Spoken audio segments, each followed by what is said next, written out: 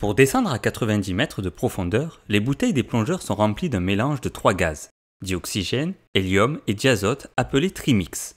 Un trimix 1455 désigne un mélange composé de 14% en volume de dioxygène et de 55% en volume d'hélium. Première question. Quel est le pourcentage volumique de diazote que contient un trimix 1455? Deuxième question. Déterminez le volume occupé par chacun des gaz contenus dans une bouteille de plongée d'un volume de 20 litres qui est remplie de trimix. Mettez la vidéo sur pause et à vous de jouer.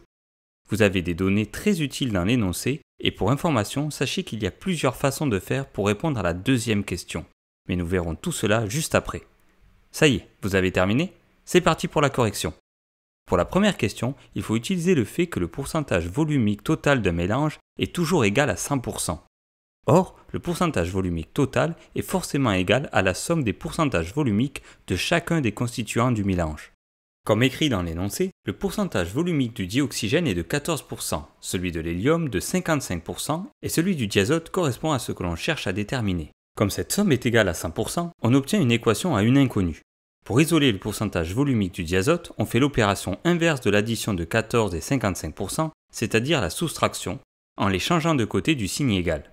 On passe à l'application numérique et on trouve que le pourcentage volumique du diazote contenu dans le trimix est de 31%. Mettons cette information de côté pour passer à la deuxième question. Cette fois, on cherche à déterminer le volume occupé par chacun des gaz contenus dans cette bouteille de 20 litres. Comme nous l'avons dit précédemment, il y a plusieurs façons de procéder. Nous allons toutes les voir, mais il se peut que vous ayez obtenu la bonne réponse sans pour autant avoir fait exactement la même chose que nous. La première méthode consiste à utiliser la formule du pourcentage volumique dont nous vous avons parlé dans une précédente vidéo. Ici, nous allons l'utiliser pour calculer le volume de diazote dans la bouteille. Pour cela, il va falloir manipuler la formule afin d'isoler V-diazote. Pour ceux qui ne se rappellent plus comment manipuler les formules, nous vous conseillons d'aller voir la vidéo qui explique clairement la méthode. Le lien se trouve dans la description.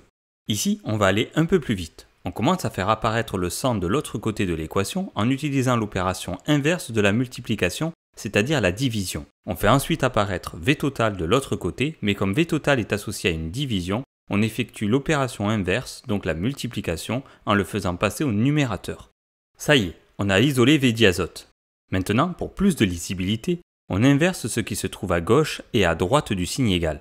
On remplace par les valeurs numériques et on passe à l'application numérique à l'aide de la calculatrice et on trouve que le volume de diazote dans la bouteille de plongée est de 6,2 litres. Vous avez peut-être trouvé la même réponse en utilisant une autre méthode. Il s'agit d'utiliser le produit en croix puisqu'il existe une relation de proportionnalité entre le pourcentage volumique et le volume de l'espèce contenu dans le mélange. Le pourcentage volumique total de 100% correspond au volume total du mélange considéré. Ici, il s'agit du volume total de la bouteille, c'est-à-dire 20 litres. On va utiliser cette méthode pour calculer le volume de dioxygène. Son pourcentage volumique est de 14%. On cherche donc le volume en litres occupé par ces 14%. Pour faire un produit en croix, on multiplie les deux données qui se trouvent sur une diagonale, ici 14% fois 20 litres, et on divise par la donnée restante, c'est-à-dire ici 100%. On passe à l'application numérique et on trouve que le volume de dioxygène contenu dans la bouteille de plongée est de 2,8 litres. Ces deux premières méthodes étant équivalentes, vous pouvez utiliser celle que vous préférez. D'ailleurs, si vous voulez vous en convaincre, calculez le volume de diazote avec la méthode 2 et celui du dioxygène avec la méthode 1, et vous allez trouver les mêmes résultats. Cela étant dit, reprenons notre exercice car nous n'avons pas fini. Il nous reste à calculer le volume d'hélium dans la bouteille.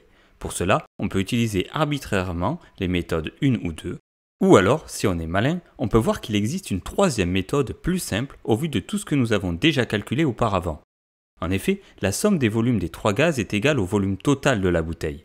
Connaissant déjà le volume de diazote, de dioxygène et le volume total de la bouteille, il suffit de résoudre cette équation à une inconnue. Comme pour la première question, on isole le volume d'hélium en faisant apparaître 6,2 litres et 2,8 litres de l'autre côté du signe égal. Comme ils étaient associés à une addition et que l'opération inverse est la soustraction, on obtient 20 litres moins 6,2 litres moins 2,8 litres. On passe à l'application numérique et on obtient 11 litres pour le volume d'hélium contenu dans la bouteille. Ici, on peut également s'amuser à vérifier ce résultat en utilisant les méthodes 1 ou 2. Pour ma part, l'exercice étant terminé, je vais m'arrêter là. N'hésitez pas à poster vos questions dans les commentaires. À bientôt!